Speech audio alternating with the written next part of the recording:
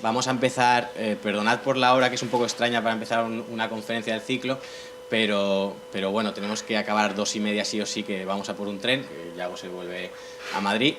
Darle las gracias porque viene solo para esta charla, es padre reciente de 2 pequeños y no es fácil compaginar vida laboral con vida familiar. Entonces, darle las gracias porque además es uno de los mayores expertos, no solo en la teoría, sino también en la puesta en práctica de mecanismos de participación muy novedosos, con la utilización de la esfera digital, pero también con la introducción de elementos como el sorteo, la deliberación, la participación. Y lleva años experimentando, una persona muy comprometida, y nos va a presentar hoy algunos de los elementos más novedosos que se aplica o que lleva a cabo en el grupo que coordina en Madrid. Así que no me enrollo más porque el protagonista es él y tenemos poco tiempo. La charla la haremos de tal forma que a las 2:30 acabe, dejaremos, si puede ser, tiempo también para la deliberación. Cuando luego hagamos preguntas, por favor, que sean preguntas lo más concisas, breves y claras posibles para que el diálogo fluya. Gracias, Yago, por venir y todo tuyo. Te paso el micro. Vale. Muchas gracias a Ramón por invitarme, muchas gracias a la universidad, al departamento y a vosotros por venir. Yo empecé con temas de participación digital, entonces siempre me gusta tener algún componente de interacción digital en las charlas. Si os vais a slido.com y tecleáis el código 9213, ahí podéis ir haciendo preguntas y también podéis ir evaluando preguntas de otros. Lo podéis hacer desde el móvil, desde el ordenador, como queráis, ¿vale? Entonces, bueno, me parece interesante hacer experimentos de este tipo también en las charlas, algo que también se suele usar bastante. Y bueno, al final de la charla pues podrá haber preguntas abiertas, por supuesto, de viva voz, pero también tendremos algunas preguntas con una especie de ranking si hacéis preguntas por aquí, ¿vale? Entonces, acordaros, es el 9213, si os metéis en slido.com. Y bueno, voy a empezar. Soy Yago Bermejo, como ya me ha dicho, trabajo en Media Lab Prado y soy responsable de Participalab, que es un proyecto de innovación en democracia, de tecnologías de participación, que implica tanto herramientas digitales en Internet como herramientas presenciales de dinámicas y cualquier tipo de tecnología democrática en un sentido amplio. ¿Vale? Me vais a tener que perdonar porque he recuperado esta charla de unas presentaciones que tenía en inglés, entonces tengo algunas cosas en inglés, pero como las voy a ir diciendo en español no creo que haya problema, ¿vale? Entonces, bueno, pues un poco de dónde vengo yo. Yo vengo un poco realmente del activismo, no vengo de... En la universidad yo estudié física, no tiene nada que ver con esto, y luego también me dedicaba a dar clase, bueno, también me dedicaba a la música, a muchas cosas, pero siempre he sido activista y al final el activismo es lo que me ha llevado ahora a donde estoy, en el Ayuntamiento de Madrid, ¿no? Entonces, aquí empieza un poco todo. Este es el 15M de 2011 y bueno, pues había elecciones en España y mucha gente salió a la calle con un sentimiento de que no tenían representación, de que la democracia de alguna manera estaba fallando, ¿no? Una sensación de que no les apetecía votar. Es una sensación que, bueno, quizás se ha corregido un poco porque han aparecido nuevos partidos políticos, pero es generalizada en todo el mundo, no es solamente aquí en España. A pesar de que hay nuevos partidos políticos, hay mucha gente que sigue sintiendo que la representación no es eficaz, ¿no? A la manera de transmitir lo que ellos quieren. Bueno, la prueba es la manifestación que hubo el otro día por los derechos de las mujeres, ¿no? Que es claramente un déficit democrático. Hay muchas mujeres que no se sienten representadas por el sistema político actual, que hay muchas decisiones que se podrían tomar que no se están tomando. Y bueno, pues eso también es un síntoma de ahora del presente, ¿no? No solo de la época del 15M, que ya empieza a ser un poco lejana. Bueno, pues esto fue no solo una manifestación, fue una especie de think tank en plazas de toda España, en concreto esto es la Plaza del Sol de Madrid, donde la gente se puso a pensar, a debatir y a intentar analizar y hacer un diagnóstico de qué es lo que estaba ocurriendo, ¿no? Por qué sentían eso. Entonces fue una especie de despertar, de darse cuenta de que esto no era una democracia real donde estábamos, ¿no? Es un sentimiento que yo sigo compartiendo ahora, a pesar de que haya nuevos partidos, y de que, bueno, pues que querían democracia real. Y esto significa la gente gobernando, es decir, que la voluntad de la gente se pueda transmitir a las decisiones de gobierno. Y bueno, ¿qué es la democracia real? Pues esto es una especie de búsqueda que en ese momento empezamos yo y algunos compañeros en busca de la democracia perdida. ¿Cuál es esa democracia real? No, realmente necesitamos explorar porque no tenemos referencias en nuestro entorno ni en los países alrededor nuestra. Parece que funcionan bastante parecido a nosotros. Tampoco tenemos referencias históricas, venimos de una dictadura, antes de una monarquía. Bueno, entonces necesitamos probar y esto es el proyecto que empezamos. Necesitamos laboratorios de democracia. Como necesitamos experimentar, investigar, probar, pues necesitamos laboratorios en los que hacer todas esas pruebas, ¿no?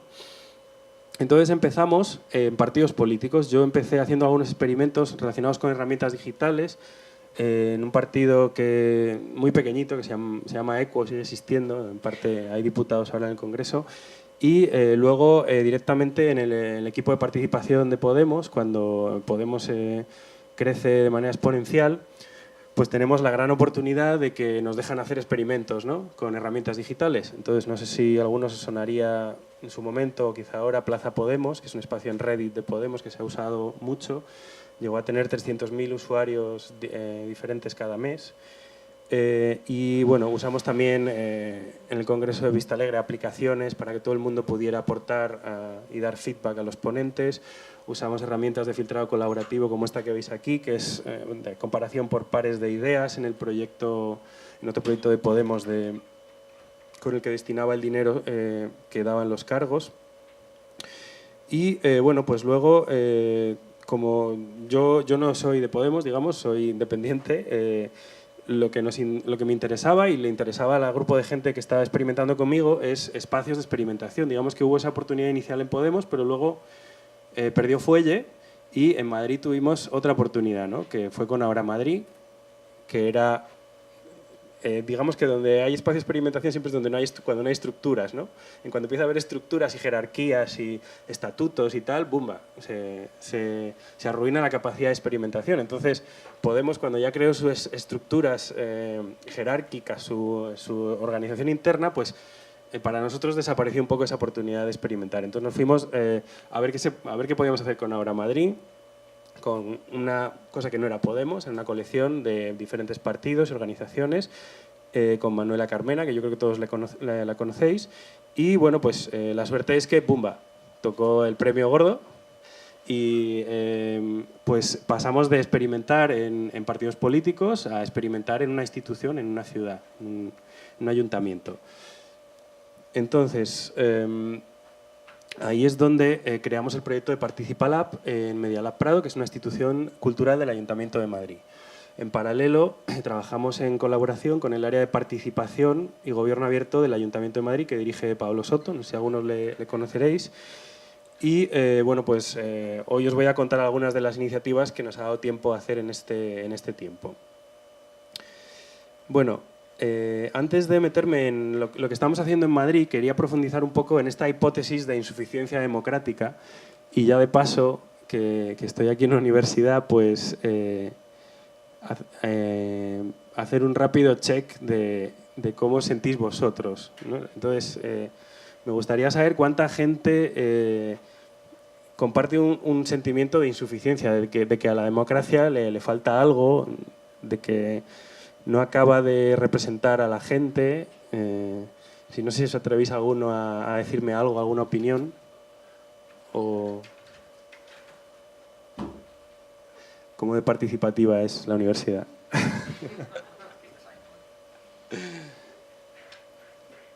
¿Os sentís satisfechos, enteramente satisfechos? ¿No? ¿Medio? ¿Pisi pisa? Bueno, no sé. ¿No tenéis ninguna opinión sobre esto? No está ahí. Alguien dice por ahí que no está satisfecho. Bueno, si miramos las estadísticas, porque se han hecho muchas encuestas en muchos países, hay una opinión generalizada de insatisfacción, ¿no? Entonces no es simplemente una sensación que se tuvo en un momento de efervescencia como fue el 15M, sino que está estudiado que es así. Está estudiado que es así no solo en España, sino en muchísimos países de todo el mundo que tienen lo que se llama democracias. Que vamos a analizar un poco esto porque ya vamos a ver que si lo analizamos nos vamos a dar cuenta que no es tan una democracia como se puede repetir tanto, ¿no? Entonces, por eso voy a ahondar en esta hipótesis de insuficiencia democrática. partiendo de entender de un punto común por lo que todos aceptaríamos que es democracia, ¿no? Que es el gobierno del pueblo, es decir, la voluntad del pueblo. Entonces, hoy en día tenemos a políticos que dicen representar la voluntad, al menos de sus votantes, ¿no? Y muchos asumen que también debería ser la voluntad de todos los que viven en su ciudad, ¿no? O su región o su estado. Pero a veces no gobiernan así, ¿no? A veces solo gobiernan para sus votantes. Entonces, los mecanismos de transmisión de la voluntad del pueblo a los gobiernos, eso es lo que define la metodología democrática, ¿no? Es decir, podemos tener diferentes mecanismos para conseguir que la voluntad del pueblo, de la voluntad de la gente, se haga efectiva en los gobiernos, ¿vale? Entonces vamos a analizar un poco los diferentes mecanismos que todos conoceréis ya, pero bueno, sí que me interesa asentar un poco las bases de lo que va a ser el debate después. Como sabéis, desde Roma, que había emperadores, dictadores e incluso asambleas de aristócratas, que a veces da una sensación de que era una democracia, pero no lo era. Es decir, eran aristócratas, gente con mucho poder, que tenía un sitio en la asamblea de aristócratas, el Senado era. Entonces, a veces se gobernó mediante esa asamblea Roma, pero no se puede decir ni que ellos persiguieran la voluntad del pueblo, sino que a veces lo que intentaban era contentar al pueblo, ¿no? Por eso le daban los gladiadores y todo eso. Luego viene la Edad Media, donde bueno, pues sí que hay una sensación de que algunos reyes decían: yo soy el rey del pueblo, yo soy la voluntad, Dios me ha otorgado el poder para decir lo que el pueblo quiere, ¿no? Entonces entramos en esa especie de fase que claramente no es democrática tampoco, pero que bueno, sí que hay una sensación de que algunos reyes quieren transmitir la voluntad del pueblo al gobierno, ¿no? y a lo que hacen. Y luego llegamos a los sistemas modernos que llaman usualmente democracias, como son las repúblicas parlamentarias o las monarquías parlamentarias, como es el caso de España, donde bueno, pues, se llena una cámara de gente que ha sido elegida mediante elecciones por sufragio, normalmente sufragio universal, y aquí planteo la duda de esto es, representan el pueblo, o sea, se representa a la población mediante este sistema. Obviamente es un sistema mucho mejor de lo que veníamos, que antes pues teníamos a un supuesto representante del pueblo, pero que nadie había elegido, sino que lo había ganado en una especie de guerra, ¿no? Antes teníamos reyes que también, bueno, nadie les había elegido. Bueno, es un paso. Yo creo que sí que nos aproximamos un poco a que la voluntad del pueblo esté representada en el Parlamento, si al menos el Parlamento lo hemos elegido nosotros, a pesar de que las formas de elegirlo y todo pues sean dudosas, ¿no? Entonces voy a dar dos hipótesis, una blanda, que es bastante generalizada incluso en la mayoría de los representantes, es decir, los propios políticos electos del mundo, que es lo que yo llamo hipótesis blanda, es decir, algo suavecito. Los parlamentos basados en elecciones de representantes representan de manera insuficiente la voluntad del pueblo.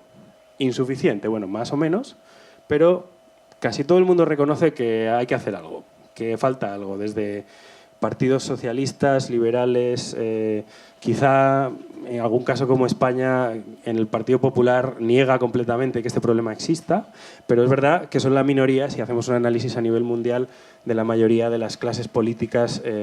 Ahora mismo hay unas conferencias de gobierno abierto que reúnen representantes de todo el mundo, donde pues hay muchos gobiernos que están intentando avanzar en esto. Es decir, no es una cosa de aquí de unos radicales en España, sino que es algo generalizado. Y luego está la hipótesis dura, que a lo mejor es más la hipótesis que viene del movimiento social, de la calle, de los activistas, donde bueno, pues, los parlamentos basados en elecciones de representantes no representan en absoluto la voluntad del pueblo. Y esto es así por muchas razones, pero hay gente que piensa que estas son muchas razones, no quiero que las leáis, pero hay algunas que pueden pesar mucho, ¿no? Como que vivimos en una partitocracia realmente, no una democracia. Una partitocracia que es una organización de partidos donde cada partido hay una oligarquía relacionada con un líder, con una estructura vertical. Y esos líderes cambian entre 14 y 23 años. Felipe González tuvo 23 años dirigiendo su partido y mucho de ese tiempo el gobierno también, y Aznar y Rajoy 14. Es decir, que los liderazgos en los partidos cambian cada muchísimos años. Y realmente esos liderazgos, que ahora mismo son un poco más, antes teníamos 2, ahora tenemos 4, son los que realmente toman las decisiones, ¿no? Y el gran problema, la hipótesis dura sugiere que estas oligarquías de cada partido, esta especie de partitocracia, está demasiado influenciada por los lobbies mediáticos y económicos. Con lo cual, esa influencia, los poderes mediáticos económicos son grupos de interés, no tienen por qué perseguir la voluntad del pueblo, sino que persiguen la voluntad de sus propios intereses, normalmente, pues influencian en exceso a esta clase dirigente, a esta especie de oligarquía en los partidos, de manera que al final se pierde la representación del pueblo. Esta sería la hipótesis dura. Ya no me quiero poner ni en una ni en otra, quiero haceros ver que hay una hipótesis muy fuerte, muy crítica, y una hipótesis un poco más aceptada de manera generalizada.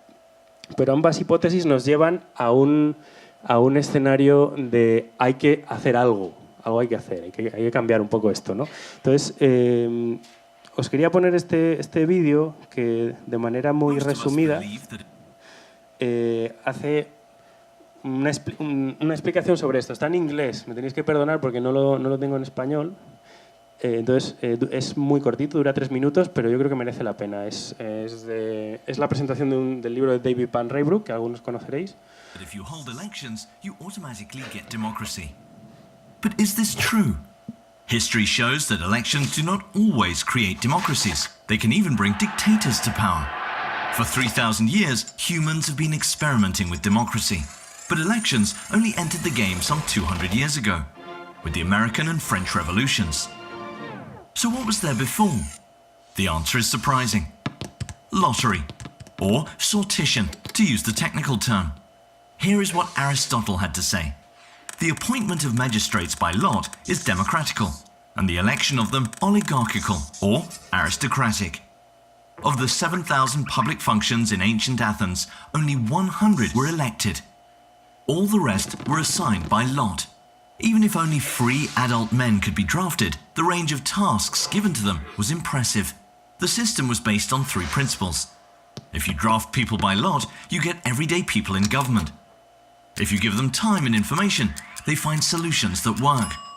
And if you do it often, more and more people get involved.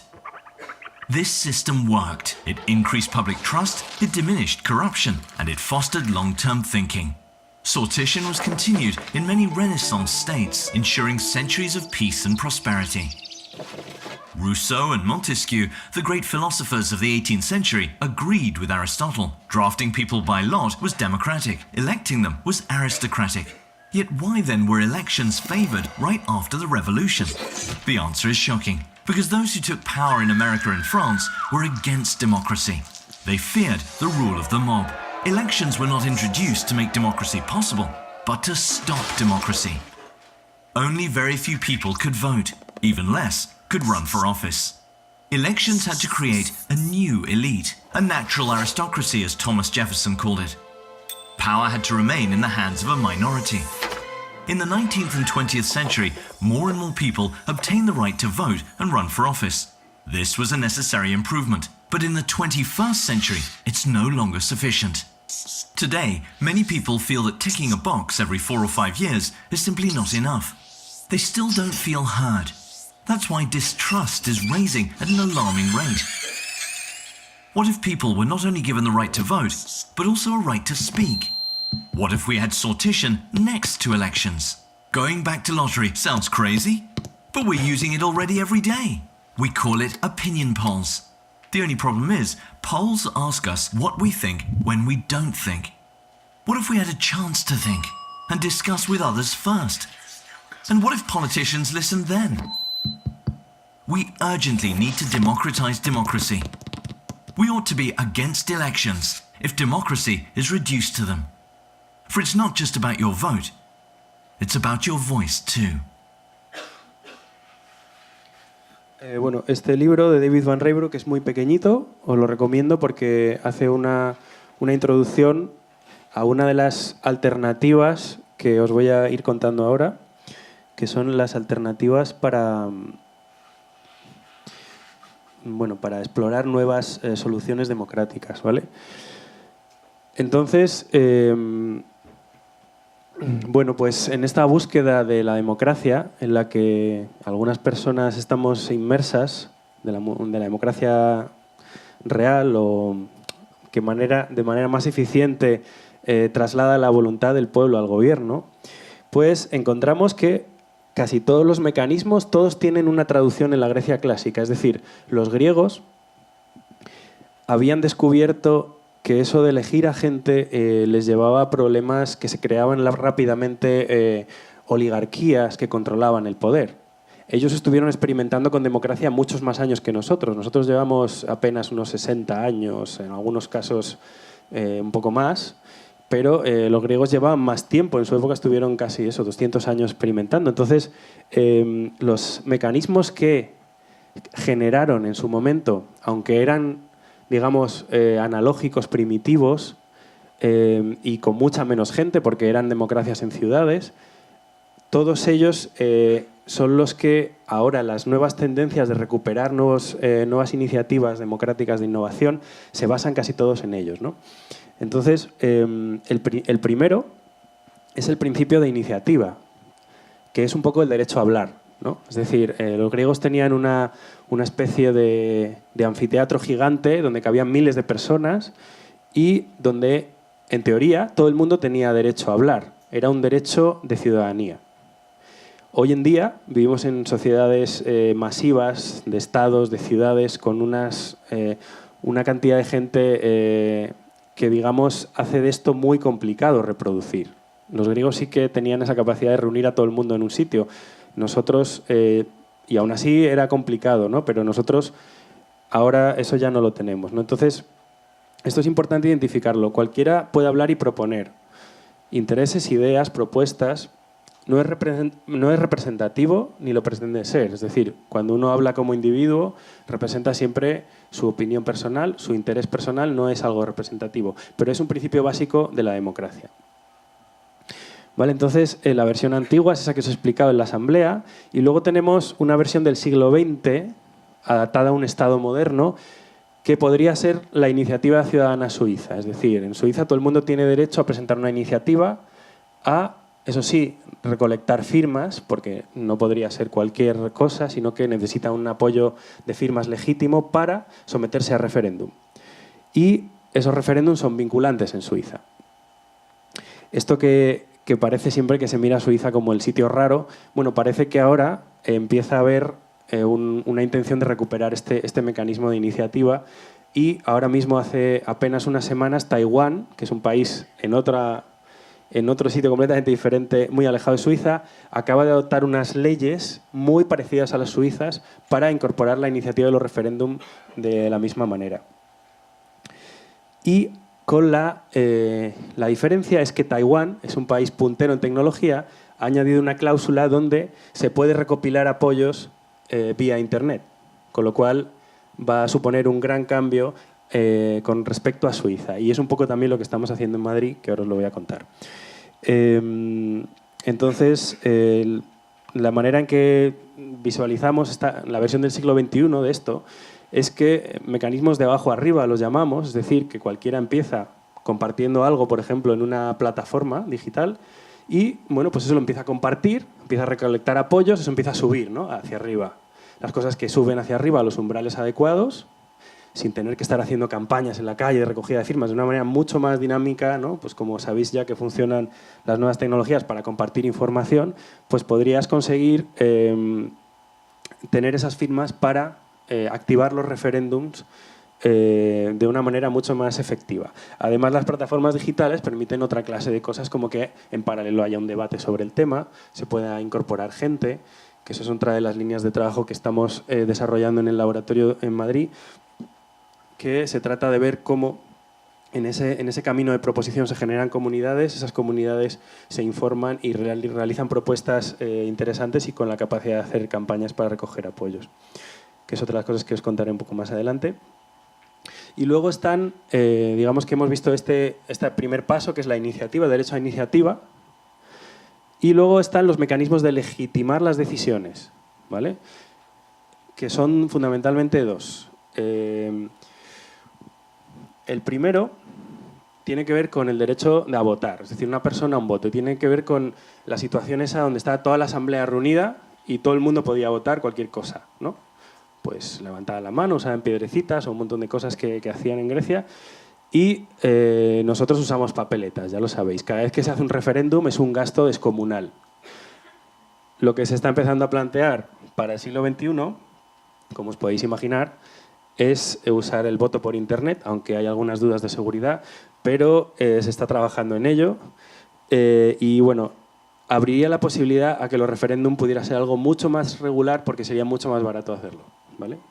Entonces, este es uno de los mecanismos de legitimar una decisión. Es decir, alguien lo propone, pero siempre las propuestas hay que considerarlas grupos de interés, entonces hay que validarlas, hay que ver si la mayoría de los ciudadanos realmente les interesa esa propuesta y este es un mecanismo. Todos votan, todos tenemos derecho a votar, cualquier política, ¿no? Y hay... Uy, me he ido... Ay, se me olvidó que tenía esto. Y el siguiente, ¿cuál es? Es lo que hablaba el vídeo, ¿vale? El vídeo no habla tanto de democracia directa, que sería esto una persona, un voto, porque el autor está muy metido en este tema del sorteo, ¿vale? Pero tenemos estos dos componentes de democracia inspirada en la antigua Grecia, el una persona, un voto, cualquier cosa se puede votar, y luego tenemos la elección por sorteo. Esto es muy importante porque permite dos cosas. No todo el mundo puede estar votando todo, no todo el mundo además tiene afección en todas las cosas ni a lo mejor información suficiente para tomar decisiones sobre todo y para estar votando. A lo mejor podría ser un poco superficial que todos estuviéramos votando cosas que no sabemos ni lo que son, ¿no? Entonces, lo que hacían los griegos y lo que se está viendo también en muchos países que hay que hacer hoy en día es usar elección por sorteo. ¿Esto qué quiere decir? Quiere decir que como no podemos estar todos pendientes de un tema, vamos a elegir por sorteo a un grupo de ciudadanos y esos van a pensar en el tema y van a tomar la decisión. Y como los hemos elegido por sorteo, se supone que no van a pertenecer a un grupo de interés. Si el sorteo está bien hecho y hay suficiente gente, pues será representativo, ¿vale? Será una muestra representativa de la sociedad. Y esa gente va a tener la capacidad de analizar datos, de debatir, de invitar a expertos para informarse y luego pues tomar efectivamente la decisión. Esto es algo que ya se lleva 10 años usando en algunos países para temas concretos. Los países así que más cosas han hecho son Australia y Canadá, con temas, por ejemplo, en Australia, en una especie de comunidad autónoma que tienen ahí, han estado viendo si aceptaban que hubiera un almacén de residuos nucleares en su región, ¿no? Hace poco hemos tenido este problema no sé si era en Castilla-La Mancha.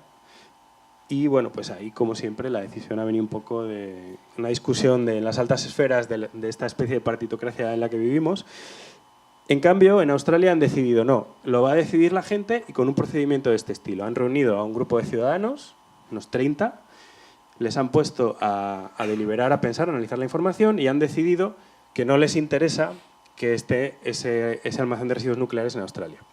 Le emitieron las sugerencias al gobierno australiano de esa región y las asumió. Esto son los casos de cosas, no son tan relevantes los temas que se han tratado y han sido siempre sugerencias. Y ahora tenemos un ejemplo increíble en Irlanda, que no sé si algunos estaréis informados. Irlanda está reformando su constitución con una cámara elegida por sorteo. Esto es sorprendente, pero está pasando en la Unión Europea. 100 ciudadanos en lo que se llamó la Constitution Assembly fueron elegidos por sorteo y estuvieron en varias sesiones durante varios meses deliberando sobre qué cambios constitucionales había que hacer. Irlanda es un país que su constitución está estancada en el siglo casi XIX, se podría decir. En la constitución, para que os hagáis una idea, de Irlanda dice que el lugar de la mujer es el hogar, ¿vale?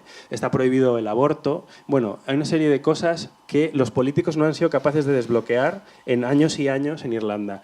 Y resulta que este mecanismo lo ha hecho. A mí esto me inspira también, aquí en España se habla mucho de reformar la Constitución, bueno, pues que a lo mejor podríamos inspirarnos en este método. Los cambios que se han hecho en la Constitución luego se validan por referéndum, es decir, combinan los dos sistemas de legitimidad y de representatividad. Por un lado, generan una cámara por sorteo y luego dejan que todo el mundo vote los asuntos más gordos. Por ejemplo, el matrimonio igualitario fue votado favorablemente hace unos meses o un año, no me acuerdo, y en mayo se vota la reforma del aborto que va a permitir por primera vez el aborto en Irlanda, ¿vale? Y bueno, es lo más emocionante que está ocurriendo ahora mismo en el mundo con el tema del sorteo, que además no es solo sorteo, es una combinación de sorteo y una persona un voto, es decir, todo el mundo decide. Y bueno, pues en Grecia esto les fue muy bien, porque lo del sorteo, porque lo usaban para todo, lo usaban para los funcionarios, lo usaban para los cargos, es decir, no solo para las cámaras legislativas y ejecutivas, sino que lo usaban también para los cargos públicos. Le parece realmente que les fue muy bien, tenían tecnología específica para hacer sorteos, tenían fichas, cajones y cosas, están muy sofisticados, han encontrado montañas de fichas de las que se usaban para los sorteos en la Acrópolis, en Atenas. Vale, entonces estaba describiendo un poco las experiencias de Australia Canadá, esto ya lo he comentado. Y luego, esto tiene que ver con democracia deliberativa. Vosotros que estáis en la universidad, democracia deliberativa son las dos palabras claves para investigar y acudir a libros, artículos, porque la democracia deliberativa normalmente tiene el componente de sorteo, casi siempre, pero además estudia todo lo que representa que una decisión se tome en grupo, pensando, con ciudadanos que pueden cambiar sus preferencias. Y esto es una diferencia fundamental con los políticos. Estamos acostumbrados a políticos sin capacidad de cambiar sus preferencias. Eso quiere decir que yo pienso esto y tengo que seguir pensando esto. Si un político dice yo pienso esto y luego al cabo de 2 meses dice que yo pienso otra cosa, todos los medios lo tienen encima, ¿no? Hay un programa específico que se dedica a buscar esas cosas, lo vilipendia a los demás partidos. ¿Tú qué has hecho? Has cambiado tu opinión, ¿no? Entonces, como que parece que están como atados a los programas electorales, no pueden cambiar, no pueden reflexionar y decir, ostras, estaba hablando con este de Ciudadanos, yo que soy de Podemos y he descubierto que tenía razón. Eso es imposible hoy en política. Los ciudadanos sí pueden hacer eso. Eso es algo muy, muy importante. Entonces, ¿qué pasa? Los ciudadanos sí que pueden llegar a consensos. Pueden llegar a consensos y pueden negociar una solución común, aceptada por todo el grupo, de una manera mucho más efectiva que los políticos. Y aquí es donde se amplía la representatividad de las decisiones, porque no es lo mismo tomar una decisión por mayoría simple y arrollar con el resto, como ha pasado, por ejemplo, con el Brexit en Reino Unido, es decir, donde la mitad de un país decide una cosa, aunque la otra mitad no quiera, nos da igual. Nosotros, como somos mayoría, venga, aunque sea la decisión del copón, como es el Brexit, tiene un problema ahora increíble. ¿Qué pasa? Que la democracia deliberativa aporta que las soluciones pueden ser por consenso, y esto va más allá incluso de una persona en voto, porque una persona en voto te puede llevar a un referéndum como el Brexit y puede ser también perjudicial. Una decisión por consenso es más inclusiva y representativa de lo que realmente le puede interesar a la gente. Eso es un apunte que quería dejar ahí, que es una diferencia básica entre una persona en voto y lo del sorteo. Y, bueno, ¿hacia dónde vamos? Siglo XXI. Actualmente hay un modelo, un artículo en la revista Public Deliberation en Estados Unidos de Terry Boricius, que os recomiendo a los que os guste leer artículos en inglés, que no sé cuántos seréis, pero al menos los profes, que os lo leáis. Es un modelo basado en la antigua Grecia llevado al modelo moderno, es decir, un modelo de multicámaras elegidas por sorteo, cada una con una función diferente, para generar legislación. Y tiene una parte, además, que se llaman los interest panel, los grupos de interés, que tienen que ver con el mecanismo que os he contado algo, de recibir ideas por parte de cualquiera que quiera participar y dar ideas, ¿no? A través, por ejemplo, de una plataforma digital. Y combinaría un poco, y luego también tienen la capacidad estas cámaras de hacer llamadas a referéndum. Es decir, si la Cámara considera que es un tema que afecta a todo el país, no lo vamos a decir en la Cámara, aunque seamos representativos, ¿no? Lo vamos a llevar a referéndum. Este modelo incluye todas estas cosas y está ahí encima de la mesa y representaría que un país que lo hiciera, pues en ese país desaparecería la clase política. Bueno, que lo hiciera en plan radical, o sea, que lo hiciera tal cual, ¿no? Sería un poco revolucionario, ¿no? Un poco chocante y a lo mejor os parece ciencia ficción, pero es un modelo que ya está ahí y que se está empezando a experimentar en sitios como Irlanda. Nosotros en Madrid hicimos la experiencia G1000, que era un poco una experiencia de intentar reunir a 1000 ciudadanos por sorteo en Madrid, que luego os la contaré, y estamos ahora diseñando un observatorio ciudadano elegido por sorteo que tendrá algunos poderes y será una institución de la ciudad. Esperemos que ocurra, estamos diseñándolo y esperemos que no haya ningún bloqueo. Y bueno, pues aquí ya voy a empezar a contar un poco lo que estamos haciendo. ¿Cómo vamos de tiempo? 1:30, vale, 15 minutillos más y luego un debate de media hora. Vale. Entonces, bueno, pues venga, voy a contar esto rápido. Decide Madrid es la herramienta digital, no sé si la conoceréis, que tenemos en Madrid. Está basado en software libre. Eso quiere decir que, bueno, pues que es gratis. Cualquier ciudad del mundo se la puede instalar y de hecho ya lo han hecho más de 60 ciudades de todo el mundo, incluida Coruña, bueno, muchas ciudades en España, y Buenos Aires está usando el mismo software, Montevideo se está empezando a usar en México, bueno, muchos lugares, y está basada en el principio que os contaba antes de iniciativa, ¿vale? Arriba abajo, quiere decir cualquier persona. Hay más de 21.000 propuestas en Madrid ya, de las que 2 han sido aprobadas por referéndum. Estas son todas las funcionalidades, ahora os las iré explicando. Propuestas ciudadanas, voto por internet y legislación colaborativa. Y bueno, se basa en el concepto que os contaba antes. Cualquiera puede proponer. Y es público, además. Cualquiera puede compartirlo. Y la gente decide qué se ve más, ¿no? Porque cuanto más compartes, pues más se ve, más firmas puedes recolectar. Y los que pueden firmar, evidentemente, son ciudadanos de Madrid, ¿vale? Tenemos un sistema de verificación de usuarios por sus datos personales. Si eres de Valencia no puedes votar o no puedes firmar, lógicamente. Y bueno, pues hay un umbral. Cuando llegas a 1% de firmas del censo, que son 27.000 personas, va a referéndum la propuesta. Si es aprobada por mayoría, pues se convierte en un mandato para el gobierno. Es un compromiso político, porque en España tenemos una legislación que impide que esto sea vinculante a nivel legal, pero sí que puede ser un compromiso político. Estas son las 2 que se aprobaron: Madrid 100% sostenible y un billete único para el transporte público. Y luego además hubo algunas consultas, pero de respuesta de iniciativas que venían arriba abajo, que llamamos. Es decir, se pueden hacer consultas arriba abajo también, que es lo que deciden los políticos que quieren preguntar, que no nos parece tan interesante a nosotros. Entonces, bueno, básicamente es muy fácil hacer una propuesta, la haces en 5 minutos si quieres, es rellenar un formulario muy rápido y rápidamente ya tienes ahí tu propuesta, la puedes apoyar. Ahora también nos permiten geolocalizarlas y poner imágenes, hay un debate asociado, entonces tipo foro de internet donde todo el mundo comenta. Y luego tenemos el presupuesto participativo, que es básicamente el mismo sistema. La diferencia es que en vez de haber un umbral, lo que tenemos son 100 millones de euros, que vamos a repartir entre las que salgan mejor posicionadas, digamos, ¿no?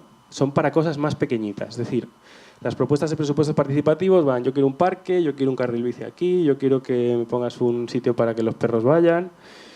Y bueno, tenemos unas cifras de participación que no están mal. El año pasado 70.000 personas, equidad de género. Y esto es lo mismo un poco. Aquí explica cómo funcionan las propuestas de presupuestos. Se usa una técnica de validación por funcionarios, sí, que no se supone que no es un criterio político, sino que hay un funcionario que dice: bueno, esto no es competencia de Madrid, no lo podemos aprobar, o esto se sale del presupuesto. Entonces hay un descarte por ese lado y luego se vota con un carrito de la compra. Tú vas sumando proyectos según el coste hasta que, boom, rellenas los 100 millones y ese es tu voto. Y se hace luego una media de todos los votos y los proyectos elegidos salen. Bueno, estos son un poco los datos de la plataforma. Tenemos más de 350.000 usuarios, 7 millones de visitas. Bueno, la cosa está empezando y vamos subiendo cada año. Y bueno, aquí es un poco los proyectos que hacemos en el laboratorio, os quería contar. Esto es análisis de debates que hacemos. Esto sería una propuesta y estos son todos sus comentarios, ¿no? Entonces esto es un diagrama estrella de debate, es decir, no es un debate, es como un post donde todo el mundo lo comenta, pero no hay debate. Esto es una especie de cuando la gente empieza a discutir y discuten entre ellos, ¿no? Esta es la propuesta y esto es una discusión que seguramente surge entre 2 personas que se han liado a discutir entre ellas, y esta entre otras dos y tal. Son tipos de análisis que hacemos. Luego, esto sí que sería un debate más interesante en el foro de Decide Madrid, donde, como veis, es un poco más arbóreo, un poco más difuso, y se generan diferentes conversaciones en el debate. Entonces, bueno, claramente vemos que la deliberación y el debate en Internet es mucho más pobre que presencial, ¿no? Pero algo ocurre. Sabemos que algo ocurre. Supongo que si vosotros estáis en redes sociales entenderéis que es verdad que lo digital no es lo mismo, pero es verdad que algo pasa, ¿no? También tiene que ver con discutir, con debatir, con pensar. Vale, y estos son algunos de los proyectos que estamos ahora desarrollando. Tenemos 20.000 propuestas en Decide Madrid, con lo cual es tan fácil proponer que más bien se ha convertido en un repositorio de afecciones. Es decir, cualquiera que tiene un problema dice, yo estoy harto de las cacas de los perros, hay que ponerle una multa gigante. Entonces, hay muchas ideas de ese estilo, cosas que a la gente se le ocurren, y lo que nos permite es mapear las afecciones. Es decir, podemos hacer como si fuera una especie de big data de las afecciones de la ciudad y podemos trabajar sobre ello. Tenemos algunos proyectos que trabajan sobre esto y lo que buscan es intentar visualizar cuáles son los temas que más le preocupan a la gente, intentando agruparlos, ¿no? Por ejemplo, los que hablan de cacas y perros, que hay muchos. Los que hablan de la limpieza en la calle, los que hablan de temas de igualdad de género, los que hablan de carriles bici, ¿no? Pues entonces podemos hacer una valoración, ¿no? Se agrupan por temáticas, ¿no? Por ejemplo, estos basuras, todas las propuestas de basura. Esto es un prototipo que tenemos para hacer este trabajo. Entonces, una vez que vemos todo este mogollón de propuestas que hay y vemos que hay, por ejemplo, un montón de propuestas más de 300 propuestas relacionadas con infancia. Es decir, Madrid es una ciudad, como todas las grandes ciudades, bastante hostil a la infancia. Entonces, hay mucha gente preocupada por dónde llevo a mis hijos en los días que hace mucho calor, dónde llevo a mis hijos cuando hace frío y llueve, incluso cuando hace bueno no tengo dónde llevarles porque está lleno de coches, entonces hay mucha gente afectada por eso. Entonces, ¿cómo podemos hacer que esa gente, en vez de que haga propuestas de manera individual, se encuentre, empiece a colaborar y se informe, digamos que articule una comunidad de gente pensando en lo mismo y consiga hacer una propuesta muy potente, muy buena, y que además con una comunidad detrás para hacer una campaña y recolectar las firmas? Entonces, este es el proyecto que estamos desarrollando, que tiene que ver con grupos de interés. Cómo articular grupos de interés ciudadano, que no lobbies, es decir, no estamos pensando cómo Greenpeace hace una propuesta o cómo los de la tauromaquia hacen una propuesta, sino que estamos viendo cómo, de manera orgánica, los ciudadanos se pueden encontrar por intereses comunes y organizar propuestas. Y bueno, pues estamos empezando este proyecto. Este es el proyecto Derecho a Jugar, que tiene que ver con temas de infancia, donde hemos invitado a las 300 personas que hicieron propuestas en Decide Madrid, y además lo hemos movido así por redes y tal, y se apuntaron más de 1.500 personas. Al encuentro vinieron 60 porque no podíamos invitar a más, pero están trabajando ahora mismo en una propuesta que convierta a Madrid en líder de espacios de infancia para niños. Esto te interesa, Ramón. Y otro proyecto que tenemos, hay mucha experiencia ya de cómo promocionar proyectos para obtener financiación, ¿no? El crowdfunding. Entonces, ya incluso, bueno, estamos trabajando con Goteo, que es una plataforma que además articula comunidades para hacer crowdfundings. Entonces, estamos viendo cómo esta experiencia en conseguir dinero se puede traducir a conseguir firmas, es decir, conseguir apoyos. Esos son todos los proyectos que tenemos en marcha. Este es otro de los proyectos. Tenemos una comunidad de diseñadores y gente experta en comunicación que se llama Cóctel, y entonces de vez en cuando hacemos encuentros para que ellos ayuden a los que están haciendo propuestas a comunicarlas, ¿no?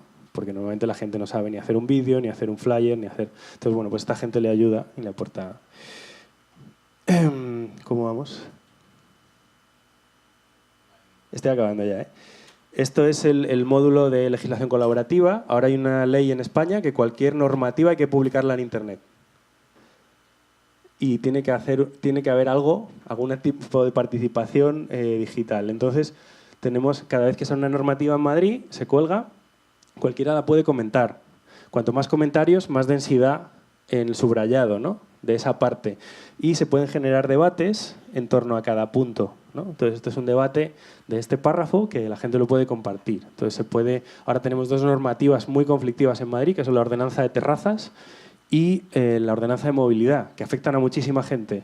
Vamos a colgar los borradores y vamos a ver cómo responde este elemento para ver cómo los grupos de interés abordan los puntos conflictivos del documento, ¿no? Y cómo la gente los debate y los comparte. Y luego, por último, las iniciativas que estamos haciendo de democracia aleatoria o democracia por sorteo. Bueno, si voy rápido es porque no merece la pena. Esto es la iniciativa G1000 que hicimos. No fuimos 1000, pero fuimos 300, que estuvo bastante bien. Y bueno, la gente hizo propuestas para presupuestos participativos. Y bueno, estuvo muy interesante. Hicimos una contactación basada en estos criterios: distrito, edad, sexo, situación laboral, estudios y recuerdo de voto, para incluir a gente de todas las sensibilidades y de todos los perfiles sociodemográficos. Y bueno, aquí ya no me voy a enrollar porque yo creo que llevamos mal de tiempo. Hicimos otro proyecto de cómo involucrar a los niños haciendo propuestas. Bueno, ya está. Yo creo que ya me callo.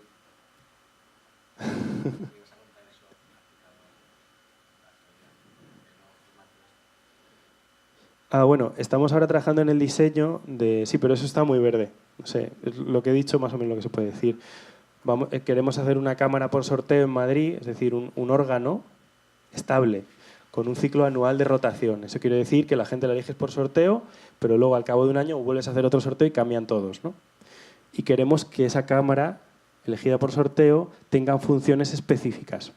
Es decir, que no esté ahí para debatir, que esté para cosas importantes. Por ejemplo, queremos que filtre propuestas. Es decir, hay propuestas que en vez de llegar a 27.000 a lo mejor son buenas porque hay que esperar a 27.000. Porque no a lo mejor ellos se pueden dar cuenta y decir, no, es que esta propuesta a referéndum ya, sí es buenísima. Nos gusta. O la cambiamos un poquito y a referéndum. Entonces estamos intentando que, por ejemplo, tenga esa función y algunas otras. Y yo creo que ya está. Ya acabo. Sí, vamos ahora, hacemos preguntas, ¿no?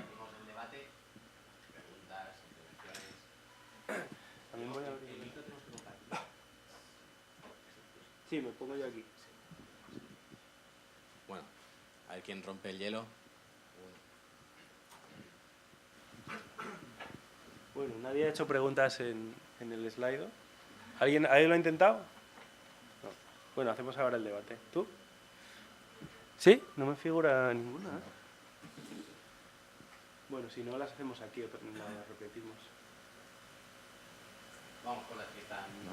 Sí, con estas. Buenas tardes. Lo primero, gracias por la presentación. Y lo segundo es, esta cámara es una idea muy buena porque podemos ver claramente la ciudad, qué problemas le preocupa y tal, pero dentro de esta cámara o esta propuesta, aunque sea por sorteo, ¿quién nos dice que no van otra vez los grupos de interés a formar parte de esas decisiones o a orientarlas? ¿Cómo evitar que los grupos de interés también caigan en esta cámara? Que tienen que colaborar, sí, porque dentro de lo que cabe son intereses económicos y tal, pero... Claro, sí. Yo creo que mejor aquí. Aquí va bien. Es que así más rápido. A ver, esta gente que lleva 10 años haciendo esto tiene técnicas para evitar eso. La primera es que los grupos de interés no hay que ocultarlos. Los grupos tienen que estar identificados. Es decir, que si tú tienes un grupo de interés, que es un grupo de ciudadanos que quiere carriles bici, a lo mejor tienes luego el lobby de los taxistas y a lo mejor tienes el de las motos.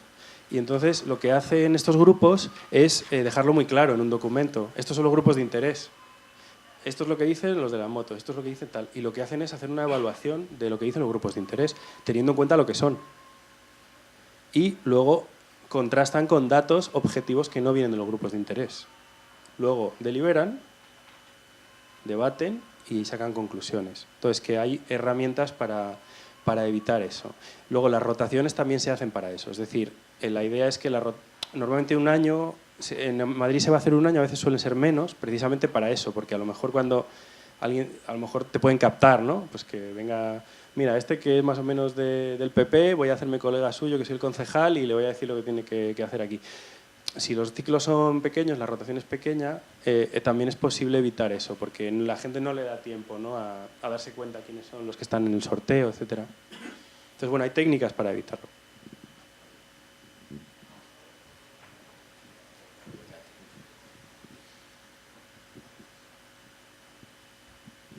En lo referente a las cámaras, bueno, serían dos preguntas, pero dijiste que en un principio ahora el sorteo que habéis hecho sería solamente en la Comunidad de Madrid. El Ayuntamiento de Madrid. ¿Los inmigrantes han podido participar, han tenido voz y voto o no, por sorteo?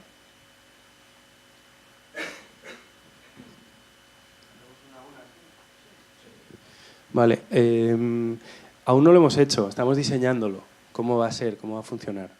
Normalmente los sorteos se hacen con contactaciones, con técnicas de contactación. La gente que no tiene una dirección y que no está censada en Madrid, tristemente no tiene derechos de ciudadanía, en un sentido mucho más amplio que el hecho de no participar en un sorteo. Lo digo porque si a un inmigrante que está censado en el ayuntamiento, o sea, que está empadronado y que le llega la invitación, perfectamente va a poder participar. Le tiene que tocar, ¿no? Y luego tiene que él acceder a ir. Entonces, el problema es eso, que hay gente excluida. Entonces, a veces eso se trata como... Es otra técnica que se usa.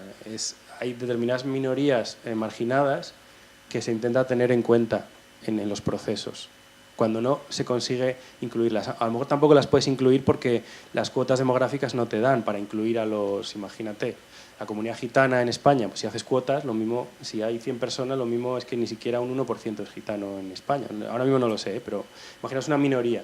Entonces, si no ha coincidido, si no se ha dado la circunstancia y no ha coincidido, no la puedes incluir de manera artificial, pero sí que se puede tener en cuenta como un aspecto más a la deliberación, la inclusión de minorías o personas en riesgo de exclusión, digamos.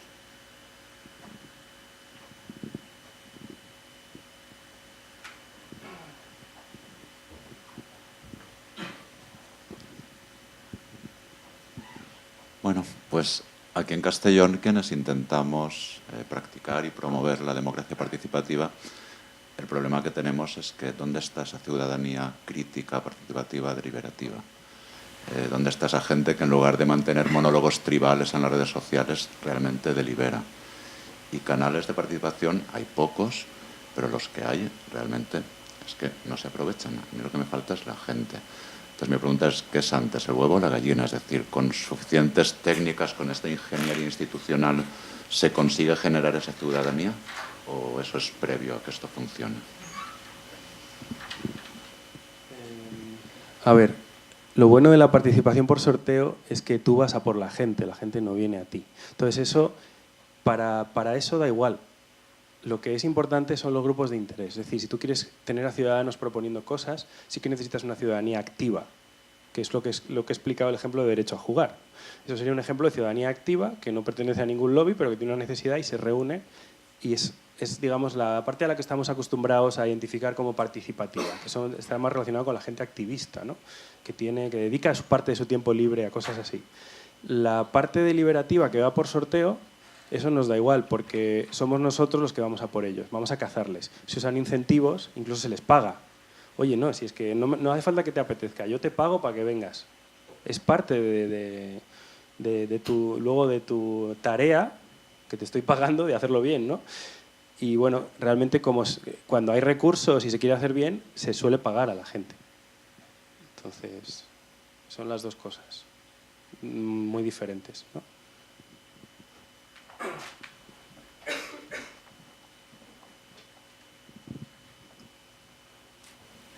A ver, bueno, yo venía a preguntar algo parecido porque el problema que veo en España actualmente es que muchas veces la participación no se lleva a cabo por el simple hecho de que la gente no quiere participar, no le interesa. O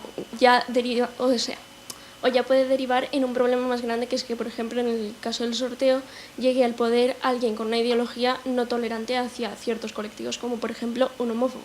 ¿Cómo ese tipo de problemas se podría resolver? Pues es posible que llegue un homófobo, pero si has hecho una cámara de 60 personas, las decisiones se van a tomar por consenso y el homófobo va a tener que adaptarse.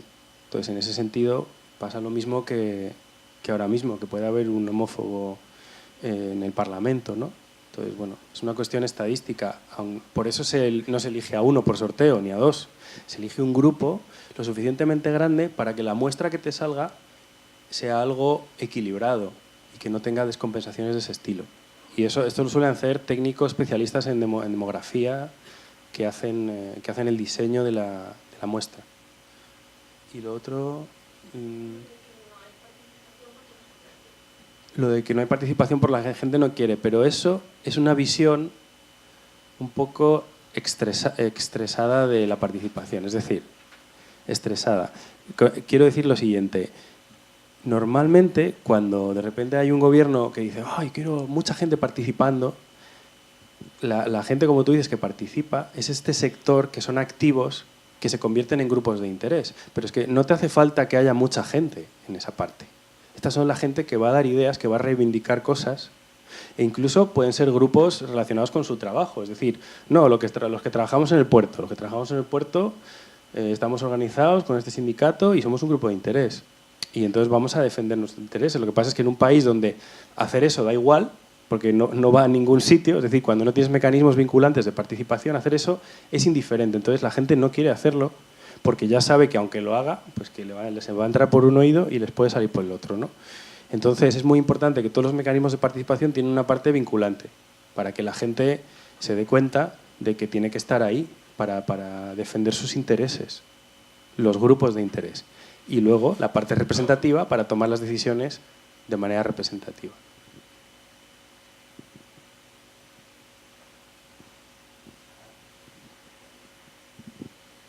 Una pregunta, que la Comunidad de Madrid, vosotros sois el ayuntamiento, ¿nos frena muchas de las propuestas?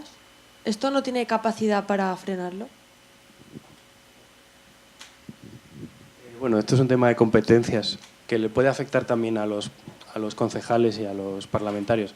Efectivamente, hay una cosa muy rara que ha ocurrido en Madrid, que es que el ayuntamiento le vendió el metro a la comunidad, así dicho de una manera muy simple. Entonces, resulta que el metro de Madrid, que está todo en el municipio, lo administra la Comunidad de Madrid, no el ayuntamiento. En el consorcio de transportes tiene mayoría la comunidad. Entonces, el metro ha perdido la capacidad de tomar decisiones sobre el metro. Entonces, una de las propuestas que salió vinculante como mandato, por eso no era competencia del ayuntamiento, pero era un poco antinatural. O sea, aunque la propuesta no era competencia, no se descartó porque no se descarta nada en Decide Madrid. Entonces, cuando algo les cae en la parte de presupuestos participativos, y me refiero a las iniciativas ciudadanas, cuando les cae es un mandato. Entonces, si no tienen la competencia, lo que tienen es que hacer de lobby ellos mismos con la comunidad. Eso es el mandato que tienen. Entonces, sí que puede pasar eso.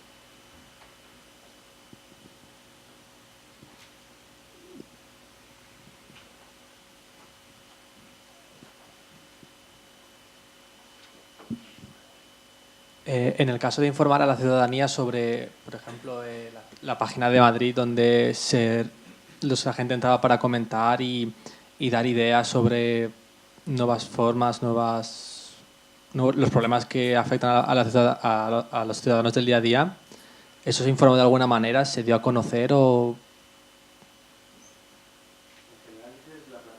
Sí, si la plataforma se dio a conocer a la gente o la gente la descubrió porque tenía esas dudas y no sabía cómo hacer sus dudas llegar a las personas adecuadas.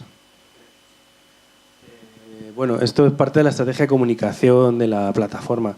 Se han hecho muchas campañas bastante bestias en todos lados, en autobuses, por la calle, de todo, con carteles gigantes. Y realmente, curiosamente, lo que más conversión tiene es Facebook. Es decir, los anuncios en Facebook es lo que más conversión tiene y que trae más usuarios a Decide Madrid. Y luego, lo que a nosotros nos resulta más interesante es la propia viralización de las propuestas. Es decir, ahora mismo que acá estamos en la fase de apoyos de los presupuestos participativos, a mí me están llegando por el WhatsApp, me llegan propuestas de cosas continuamente de gente que no trabaja en lo mío, o sea, que el AFA del cole de mis hijos, de otros grupos de gente. La gente viraliza las propuestas por WhatsApp, por redes sociales, y así es como mucha gente descubre también la plataforma.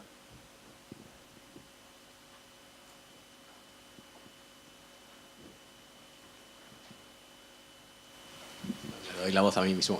El consejo este que queréis, o sea, que vais a crear o que tenéis la propuesta de crearla, o sea, no acabo de entender, ¿eso es parte del ayuntamiento? Es decir, el contacto sería con la plataforma de participación digital, con los concejales, o sea, una función intermedia. O sea, no sé cómo se está planteando esa relación entre, digamos, la plataforma de participación digital, el ayuntamiento y los que sean elegidos por sorteo. Bueno, estamos en un proceso de diseño, es decir, que aún no es real, pero la idea inicial es que sea una cámara independiente del Pleno. O sea, el Pleno en Madrid es donde se reúnen todos los concejales, ¿no? Y donde se toman las decisiones con los representantes de los partidos, ¿no?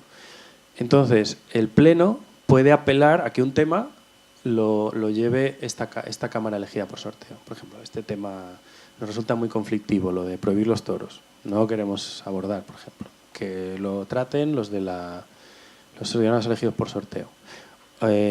La otra opción que comentaba antes es una relación con la plataforma digital. Es decir, las propuestas, en vez de tener que llegar a 27.000 apoyos, que realmente para llegar a 27.000 apoyos tienes que tener recursos, es decir, no lo consigue cualquiera. En vez de llegar a 27.000 apoyos, si hay cosas más abajo, imaginaros en 5.000 apoyos, pues más o menos por ahí, que esta cámara valore la propuesta. Digo, mira, hay una propuesta que llega a 5.000. Va de una moratoria, tenemos una de las más grandes, moratoria sobre pisos turísticos en Madrid. Tema de Airbnb, poner un límite y parar eso. Pues ellos la valorarían y si les parece bien, la someterían a referéndum. Es decir, sería una manera de bajar el umbral para que las propuestas ciudadanas puedan ir a referéndum de una manera más regular, con cosas que esta Cámara consideren que son relevantes. Sin pasar por el Pleno. O sea, el Pleno van después como... Bueno, no, ni siquiera, van directamente al Gobierno. Después del referéndum si ya ha sido aprobado.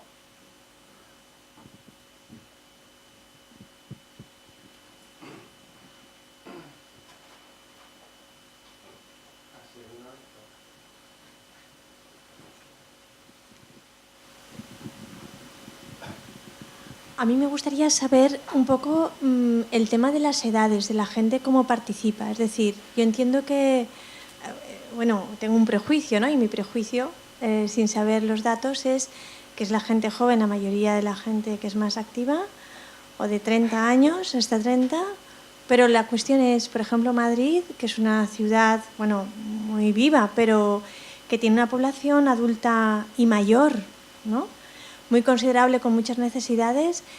Se hacen canales, se les ayuda, se les canaliza, se les ayuda para que puedan participar, no solamente conocer, porque yo entiendo que conocer sí, ¿no? Que se harán muchas campañas para que sepan que pueden hacer propuestas, pero que se les facilite, que se les ayude. ¿Esto cómo lo trabajáis?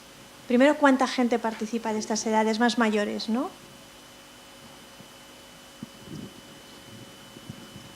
Pues mira, la curva es una especie de campana, máximo 30-40, donde más gente hay participando.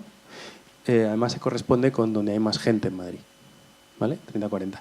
Luego tenemos menos gente, desde los 16 ya se puede participar, es decir, se ha bajado el umbral.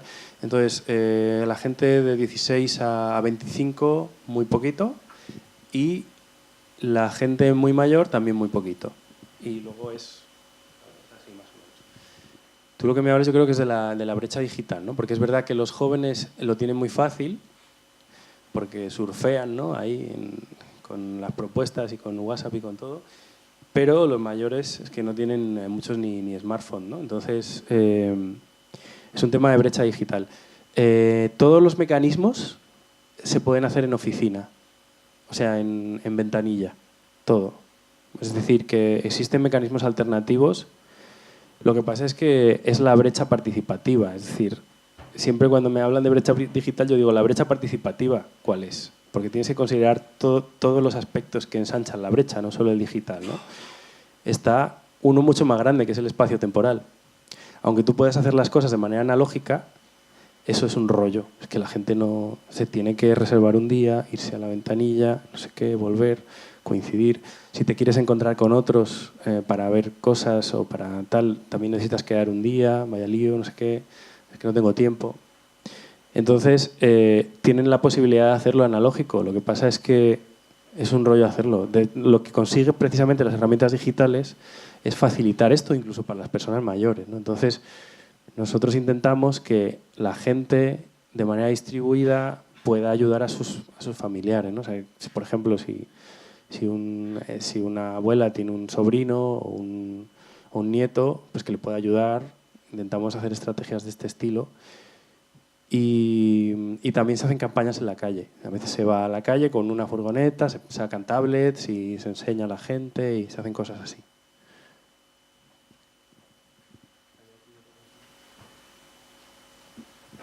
En primer lugar, dar la enhorabuena por las, ¿no? ¿Se oye?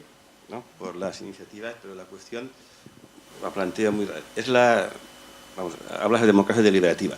La democracia deliberativa, que aquí trabajamos ya hace mucho tiempo, se basa en que efectivamente, como bien has dicho, se pueden modificar los intereses en juego a partir de la discusión, del diálogo y de la participación. La pregunta bien sencilla, ¿es la participación digital una participación deliberativa? ¿Dónde está el resto de gente que te obliga a argumentar? Esa es la primera. Si fuéramos a Grecia, sabes que los politiques, las personas que participan están en el ágora. Los que no son los idiotes. Si tuvieran ordenador los griegos, efectivamente no lo admitirían como democracia, porque es la presencia física y el argumento racional, el logos en definitiva, y la seguridad y la economía, lo que mantiene la democracia. Entonces la pregunta es decir, ya no tanto que también se puede manipular más fácilmente, ¿no? Toda la participación digital, sino yo la veo como un complemento, pero no como la solución. Ocurre como el sorteo. Es un complemento, pero no la solución. Los griegos sorteaban entre un cuerpo que se había elegido previamente. No sorteaban a todos, ¿no? Sorteaban entre aquellos que habían dado muestras en su reputación de tener un determinado carácter. Pero no sorteaban entre todos los atenienses, ni mucho menos que fueran ciudadanos. O sea que previamente había que decir quién es el colectivo donde se aplica. Y la otra cuestión es, aquí decimos, no me gusta mucho la frase, ¿no? Y yo soy un gran defensor de la democracia participativa, pero no tanto de los referéndums. Yo asistí en los últimos, en el año del 96 al 2000 en Suiza.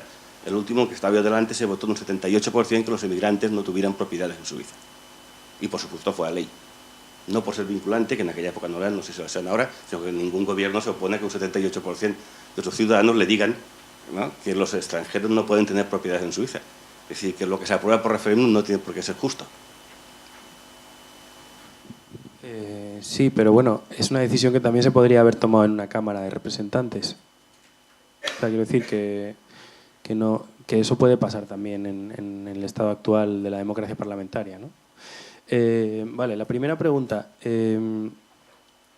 Como he comentado, existe deliberación en Internet, pero es de una calidad mucho más baja que la presencial.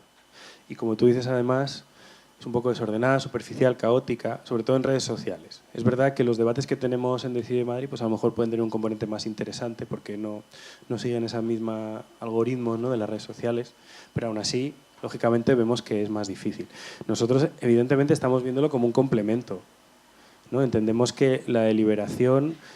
antes he explicado el tema de derecho a jugar. Nosotros estamos intentando, por ejemplo, que la plataforma sea un lugar donde todo el mundo expresa sus afecciones y nos ayuda a que luego la gente se pueda encontrar. Es decir, si conseguimos que la gente, digamos, se detecta, ¿no?, que hay una afección porque hay carencia de espacios de infancia, lo que estamos intentando es que de manera orgánica el mecanismo genere encuentros presenciales haciendo una llamada a toda esta gente, de manera que se crea un espacio deliberativo de proposición.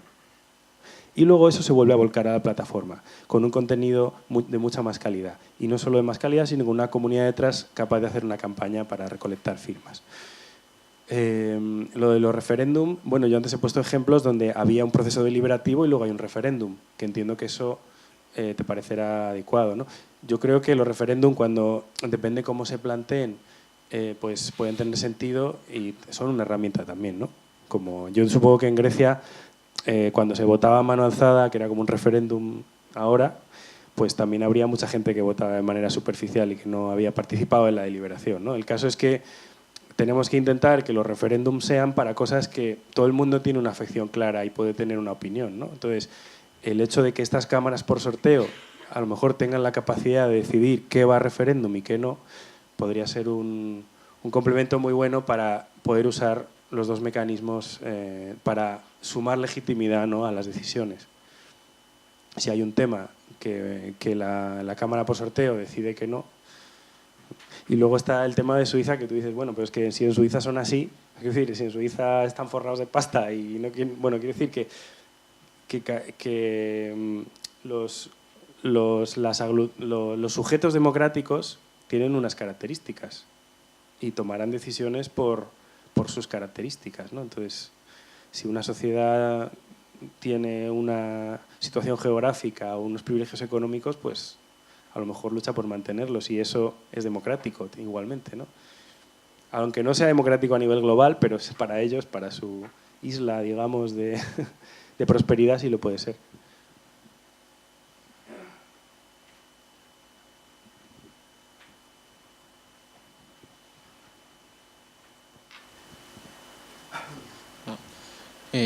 Yo la verdad, más que una pregunta, quiero dar una opinión. Y conectando con el principio de la charla que hablaba de preguntas sobre el posible origen de la insatisfacción acerca de la política, yo quiero decir que eso es simplemente, a mi parecer, un producto de la alienación que produce la economía y la política capitalista en que estamos sumergidos ahora mismo. Y simplemente eso, que podemos innovar mucho en participación, en mejoras a nivel deliberativo, y cualquier reforma es bienvenida, pero me parece insuficiente si no se acompaña de una mejora que responda a la crisis del sistema capitalista. Gracias. Tú me has dado una opinión, yo te doy una recomendación. En la hipótesis dura que yo di, hay gente que opina que no hay representación absoluta. ¿Por qué? Porque las oligarquías dominantes en los partidos se ven influenciados por los poderes mediáticos y económicos, que son grupos de interés y no son sujetos democráticos, que es un poco por donde vas. Entonces, generando mecanismos alternativos que no... Si conseguimos que estos mecanismos no estén sujetos a esas influencias de esos grupos de interés tan poderosos, podemos desbloquear eso. Es decir, hoy en día lo que pasa es que cada vez que hay una decisión que la gente quiere, pero los grandes poderes económicos no, la capacidad que tienen a través de sus lobbies de conseguir bloquear políticas que van contra sus intereses es tan grande que cuanto más alto nos vamos, más difícil es. Es decir, si nos vamos a la Unión Europea o a Estados Unidos o a regiones más grandes, es incluso más fuerte ahí que en los Estados, pero en los Estados también. Es decir, el gobierno actual, además, que ni siquiera lo oculta, ¿no? Las energéticas, la tal, le dicen lo que hay que hacer en determinadas cosas y lo hacen. Aquí ya me estoy metiendo un poco en mi opinión política como tú, pero yo creo que en la hipótesis dura va por ahí. Podemos hacer mecanismos que tengan una especie de firewalls, de protecciones, de barreras contra esos lobbies. Y va por aquí la cosa, no va por que sigamos con políticos, porque eso ya estamos viendo que no funciona. Va por que consigamos que una gente se reúna en un sitio y consigamos que no tengan influencia esos lobbies y que esas personas, como solo están 2 meses, a lo mejor luego rotan y tienes unas nuevas, con lo cual a lo mejor ya habían captado a 2, pero luego en la siguiente ya no tienen a nadie. Es decir, vemos un camino en que a través de estos órganos se pudiera adquirir una independencia con respecto a esas fuerzas económicas tan fuertes. Yo creo que un poco.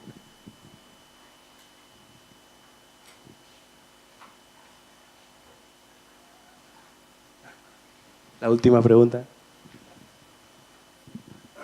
Si, por ejemplo, has comentado que si se llevaran a cabo con consejos de personas elegidas de forma aleatoria, si, por ejemplo, digamos, si tuviera en cuenta todas las personas de España para hacer un consejo de, digamos, 100 o 1000 personas que tuvieran en cuenta propuestas que afecten a toda la integridad de España, si, por ejemplo, hay personas que son de Coruña, de Sevilla y digamos que el consejo por la centralidad o por cualquier cosa se decide hacer en Madrid, si se llevara todo esto a cabo, aquellas personas que tuvieran que moverse de un cierto sitio al consejo, como estas personas suelen estar trabajando o son estudiantes o diferentes tipos de profesiones que puedan tener, se les garantizaría algo por dejar su puesto de trabajo o por venirse a Madrid o alguna ayuda para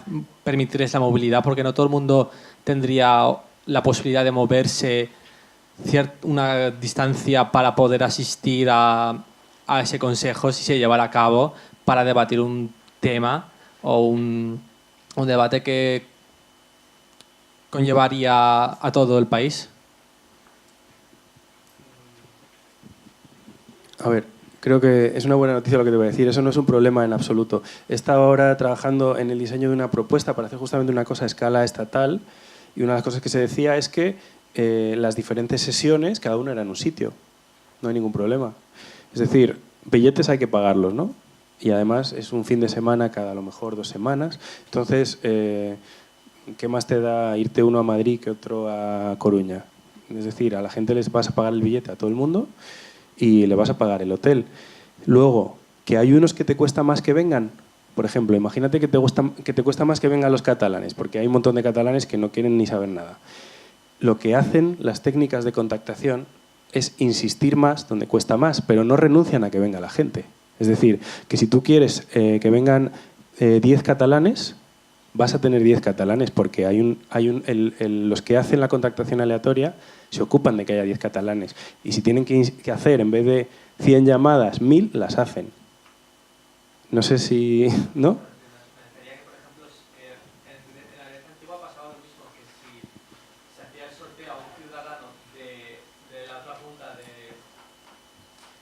Como por ejemplo en Grecia pasaba, si se elegía a un ciudadano para que estuviera en la asamblea para debatir, esa persona tenía que dejar todo lo que él estuviera haciendo para irse a debatir en la asamblea, y eso conllevaba pérdidas para él a la hora de, digamos, económicamente.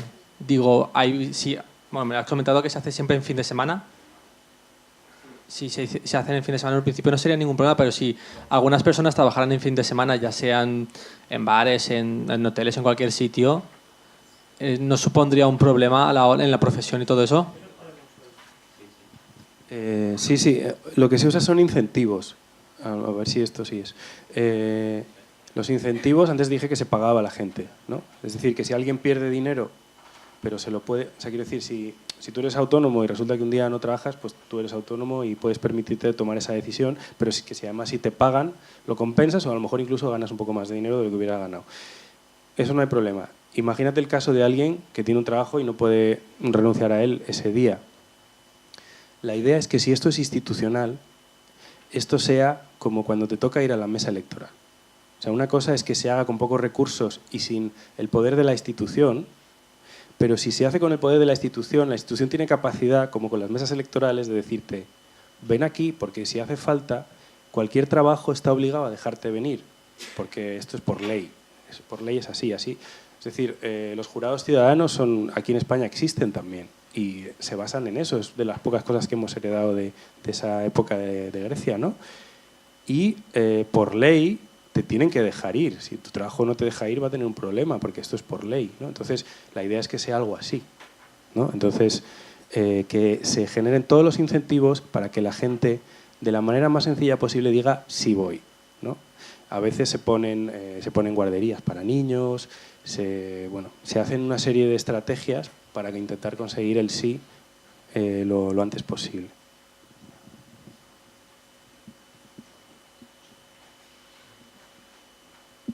pues un aplauso a Yago y las gracias por venir.